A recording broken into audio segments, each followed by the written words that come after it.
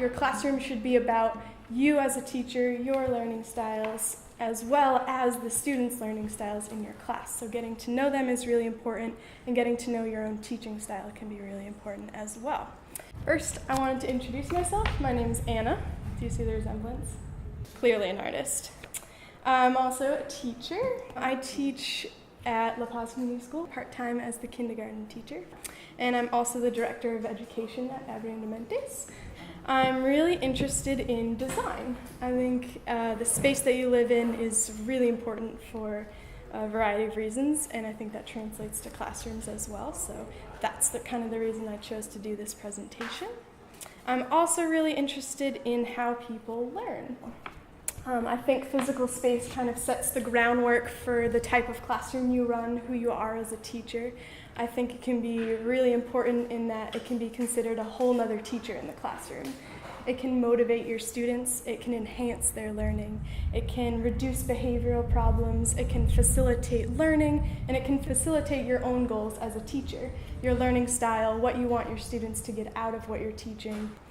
And the other reason it's important is it creates a warm environment for your students. So that can be something that you think about when you're creating your classroom, is creating a warm emotional environment for them, somewhere they can come, leave their problems at the door, and really allowing them to excel. So one of the ways that they can excel is for you to understand their different intelligences and the different ways that they learn and the different ways you can facilitate their learning.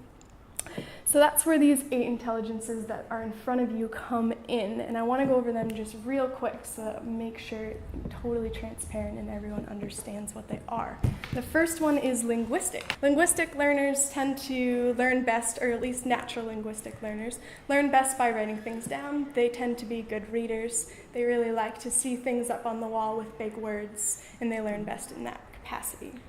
Interpersonal.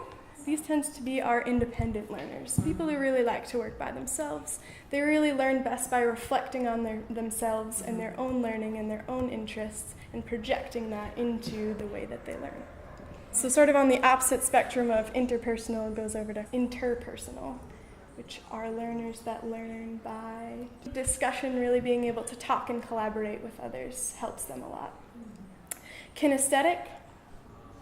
These are the people who learn best through movement. They're typically very good at sports, sometimes playing musical instruments because they're very good with their hands. And these are the people who learn really well through hand signals in the classroom, sign language, things like that.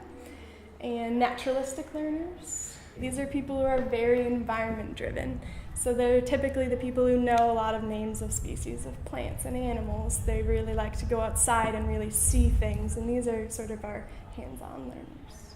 Logical, they're typically very good at logic puzzles, at mathematical equations. They tend to use math in other areas as well. They tend to use math to help them remember things. They think in numbers.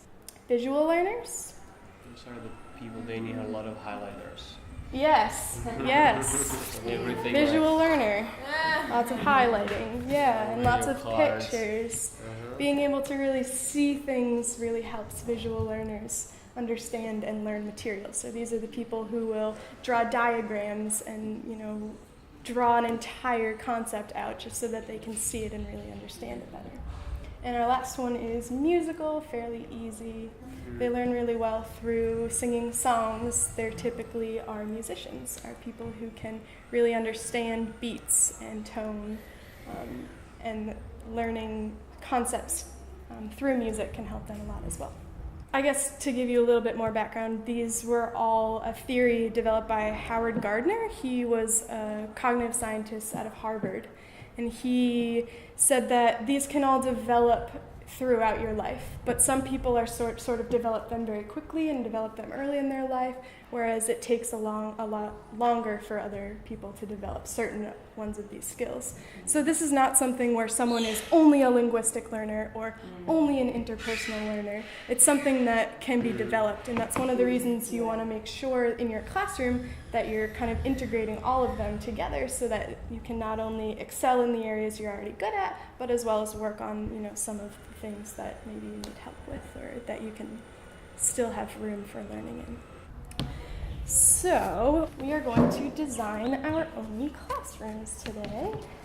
And there's some other considerations that we should keep in mind. So the first of those considerations we've just talked about, multiple intelligences. Keeping in mind those when you're designing your classroom and when you're designing how you're going to teach a subject or a lesson. Developmental stage is also really important for your classroom. So making sure you're designing your classroom in the grade level that you're teaching. So something that works well for the students in that you wouldn't want to design a classroom such as that second one for really active learners or really young learners, and you wouldn't want something like a block center or a drama center necessarily for adult learners. Budget is another thing you want to keep in mind. You can design your own dream classroom, but you're not going to always have all of the materials and all of the money in the world and all of the space in the world either. So setting priorities for your budget and for your space based on your children. Maybe you have mostly visual learners and not that many kinesthetic learners, so it would be better to fill your space with visual instead of, a big open space where they can move around. And then the last thing is special needs students. So keeping in mind our students, there's a one individual desk right here in this one, showing that there's one student in that class that perhaps has maybe attention deficit disorder or doesn't like to work with others. I know children with Asperger's syndrome really need, their own space and can feel very violated when others come into that space. So just keeping, the special needs of students in mind. So as we talk, if you guys could work on the left side, we're going to start on the layout of our classroom, and then we're going to work a little bit more on the design. So the difference would be our layout would be something like you see in front of you, how the furniture will be laid out, and we'll talk a little bit about that. And then on the right will be maybe how you would design one aspect of your classroom with the ceiling, wall, and floor. So first thing about layout is to make sure that you're setting defined spaces, and the importance of that is so that your children know how to work and how to act in those spaces. So it can be really important that they know the difference between what is the art center and what is maybe the small group area center, so that they know how to act correctly in those different spaces. And there's 3 types of defined spaces you can set. One would be behavioral down the bottom, a cool down space, a conferencing area, maybe a messy spot where they can leave all their stuff in case you're running really late and you don't have time to clean up right then. Keeping your classroom really organized is important, but having one messy spot where they can leave their stuff, as long as maybe it's cleaned up by the end of the day, start this in my house, can be important. We all have a junk drawer in our house, and it might be important for your classroom as well. Again and again and again, depending on your teaching style, and making sure that you're projecting that. The next would be sort of thematic, so a music space, a science area, technology center, all these over here would be thematic spaces, depending again and again on your teaching style, what you want to integrate into your classroom. And then structural would be another one, so things like having a personal space if that's really important to you and your students, or something like a small group area if you really want your students to be collaborative and work together, so setting the different areas. So you can either design your sort of dream classroom or a classroom that already exists that maybe you want to improve upon, or maybe you want to think about all of the space and the materials that you have and really be able to move that around depending on what we're talking about here. What is your opinion on desks versus tables? I like desks because desks getting together turn into tables. Very true. So it gives you the opportunity to control that as you talk about as an individual. I like the combination of individual work and teamwork. Absolutely. Research says that tables stimulate more discussion. They create a little bit more space in the classroom, but desks are preferred by more teachers because they are more flexible. You can kind of move them around and create small groups or create individual work based on your lesson. Clusters are one way you can put your desks, which stimulate collaboration, facilitate social exchanges. U-shapes are great for class discussions if you frequent class discussions. Rows are typically best for kind of on-task behavior, exams, and exactly. So I'll talk about that one second. And workspaces are best for kind of usually older learners, a really self-paced curriculum if that's what you have and what your typical learning style is about. So a little research on that. U-shapes are kind of when students are more likely to listen and participate in discussions and less likely to withdraw, but there also are more instances of disorderly kind of just thrown out. Really? Yeah. That's really interesting. We have this really uncontrollable class, and that's how the classroom's set up is in the U-shape. Yeah. Isn't that interesting? Let me write that down. Absolutely. So what's the one that you would use to control them better, though, then? So rows are less disruptive, but they're also less responsive. So it's going to depend on your teaching style as well. It's tricky. Cheating happens the most in clusters. The least in U-shapes, because when kids can see kind of everything that's around them except maybe their neighbor's paper, they rely more on their own knowledge and are more likely to have confidence in their tests and therefore do better on their scores. So this to some of you might be a little bit overwhelming. I'm telling you all of the things that you can put in your classroom, but one thing to keep in mind before you do that is overcrowding, because that can be really disruptive to a classroom if there's kind of too much stuff, no room to move around. So everything in your room should have sort of a clear purpose, make sure that it's being used regularly, and realize that it can be better to have more open space. Next thing I want to talk about is traffic, high traffic areas of your classroom and kind of how to avoid them. So high traffic areas are near materials, so something like over there. The entrance to the room when people are going in and out. The pencil sharpener, if you have one kind of set in place when everyone has to go up and sharpen their pencils. Bookshelves tend to be high traffic during library times, and group work tables as well, because there tend to be lots of kids at them talking, which is a good thing most of the time. So, my city planners, how can we avoid delays, disruptions, and confusion in these spots? Not thinking necessarily from how we can teach it, but how we can set the room up to avoid traffic at these areas. You don't put individual workspaces, at least, right near the entrance, because if a kid's trying to work sort of on their own, someone's going in and out, then that can be very disruptive. What about our pencil sharpener? So one of the things maybe to do, depending again on your budget, is having individual pencil sharpeners. Exactly, or a and not table, one area where they're sharpening a pencil. That leaves a lot of waiting time in your classroom and wastes kind of a lot of Yes, time. that's an awesome delaying tactic as well. Also just having them be kind of a spacious area. Don't kind of put all your materials in a corner and have all the kids be crowding around that. It's kind of better to make it spacious, easily accessible, and kind of always in your view as well. The thing I think I've been stressing, hopefully this whole entire presentation, is that your classroom should be kind of another you, or at least an output of your learning style. So I wanted to show a few things that would be in my classroom if I had an ideal classroom. And I wanted you guys to guess the kind of teacher maybe you thought that I was, or the values I had based on the things that I showed you. So the first one would be a list of class rules that's designed by and written down by all of the students. So what would that say up on the wall about me as a teacher? I will love it. Why would you love it? Because you are being facilitator instead of like a leader, or like it's more like something that you guys all achieve together instead of like you telling, okay, this is like this. So there is not that much room to creativity or. Absolutely. So- A+. So, my mom has in her classroom. very good. Yeah, we So, have them in all of our classrooms. yay! That's what I'm talking about. This creates a sense of community, having everyone be involved in something and really understanding the rules and that they were self-created, so it's almost like a democratic classroom. Plants and animals in the classroom. What does that say about me as a teacher? That you're putting the animal at risk of Definitely true. If If it's kindergartners, sure. Figure it out. Unless it's a fish. I think fish are the only things that are safe in classrooms. And I even don't know, then- there used to be fish in that over there. Yeah, that's Just saying. what happens to those fish. But what does it say as me as a teacher, would you think? You're That I'm embracing naturalistic? naturalistic learning. Absolutely. Want the kids to be connected to their outside world. Very good, yeah.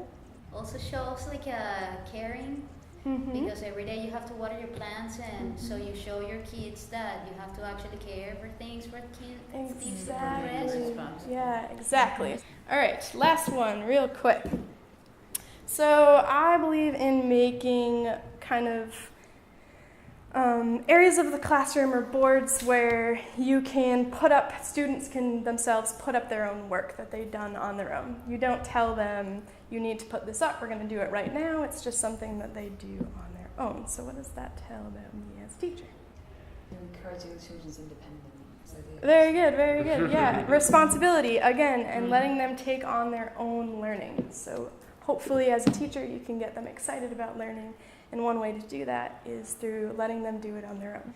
I see also like an intercultural exchange, because you can also recommend the books that your family read. Yeah. That are going to be different from the other families. Absolutely. All right, so I think it's important, and it's shown in research to be important, to display student work in your classroom. Why would it be important? Yeah, I would think for me it's more about self-esteem and confidence and feeling proud Ah. and being, there's my picture. And it's their classroom as well, so I guess it's giving ownership of them. So say I put a kind of printed poster, just whatever, up on the wall over here. And then I have some student work up over here that maybe will have similar information. When kids walk into the classroom and they're sort of the same distance apart, which one do you think they're more likely to look at? Yeah, the stuff They're all over it. Exactly, yeah. It motivates students to not only do their best work, but to facilitate learning by going and actually looking at what's on the wall. And that as well is showing the students their progress through their work on the wall. So showing, the first time that they ever drew a tree. And then by the end of the year, no matter if you're not artistic at all, you're very likely to have a much better result at the end. And I think something important to take away as well is that, not just to have art on the walls. Maybe that would be great for those who are strong visually. I think but to have, put math work up on the wall, and so people who are good at math can feel proud of something. So quickly, how does this make you feel? Crazy. Yeah, a little bit spun out. Yes. It got my attention. Yeah. But you have to be careful not to be overstimulating in your classroom, is the point I'm trying to make. So we should make sure that while it's great to put up all our students' work and tons of visual posters and have different stations everywhere, we need to make sure that everything we have in our classroom is, 1, relevant to our current coursework, 2, clear in its message and purpose. Why is it on the wall? Should it still be there? 3, an aid to other work that's being done in the classroom. 4, used very frequently. 5, rotated and refreshed regularly, not having the same poster on the same wall all year long. 6, being child-appropriate level-wise and developmentally. Having a pre-kindergarten poster with lots of words is kind of unnecessary, considering they won't really be able to read it at that point. Young children having experiential posters, and older children having ones that are clearly labeled and highlighted the key points. And research on colors I wanted to go over as well, because test scores go up in color environments and down in stark white environments. So a completely blank classroom, more likely to have lower scores than one with warm colors. Red, really? Warm colors, well, reds, orange, yellows. It increases brain activity, so it makes students more alert. It increases their test scores. But it's also important to have a balance, because blue creates a feeling of tranquility. With that being said, I thought I would pass out markers for you guys if you want to add some color to your classroom. And as you're doing this, I'm just going to talk about some of the basic stuff. Natural light is best in a classroom. Skylights in classrooms have improved test scores by 19% in reading and 20% in math. Side windows, while they let in almost the same amount of light, have a distracting view and also may have distracting air quality, whether it's smell or smoke other things like that. But I know obviously we can't always choose our classroom, so comforting light is actually best. Studies have been shown that super bright light makes kids really restless and hyperactive. Even something like Christmas lights can be really nice in a classroom. Moving on to noise. Hard surfaces like tile floors, cement walls, all reverberate sound. So again, depending on your teaching style, that could be really good. It can really help get the sound out when you're speaking in front of a group of children. It can be really bad, particularly in something like a kindergarten classroom where students are typically very active, because it can really reverberate sound and keep it going. So it's better in those classrooms to have soft surfaces like cork on the walls, rugs on the floors, things like that. ADD children scored higher when white noise was played in the classroom rather than music or silence. So that's something to keep in mind, but it may not be true with something like a musical intelligence. Food and drink is another basic thing. Research also shows that many children in school are dehydrated. A lot of teachers don't let kids drink water at all times, and that's actually really bad for learning. You want your students to be as comfortable as possible. So some more kind of literal food for thought is in New Zealand, they allow kids to have kind of fruit in the classroom at all times in case they're hungry. Because research has shown, another little science thing, that kids who are hungry don't learn or listen at all. Well, not at all, but they're less likely to pay attention. So my last point for the day is just keeping in mind safety. This is really, really obvious things, but obviously should just be touched on really fast. Making sure everything sharp or toxic is stored away safely. Making sure that windows and doors are unobstructed, making sure there's postage on the inside of the classroom that shows where to go during a fire or other emergency, and outside of the classroom so parents or other teachers or new people coming in, even students, can see where your classroom is, what grade it is, and rugs fastened so that nobody can trip. And that is the end of my presentation. Thank you everybody for coming, and I hope you learned everything that we wanted to.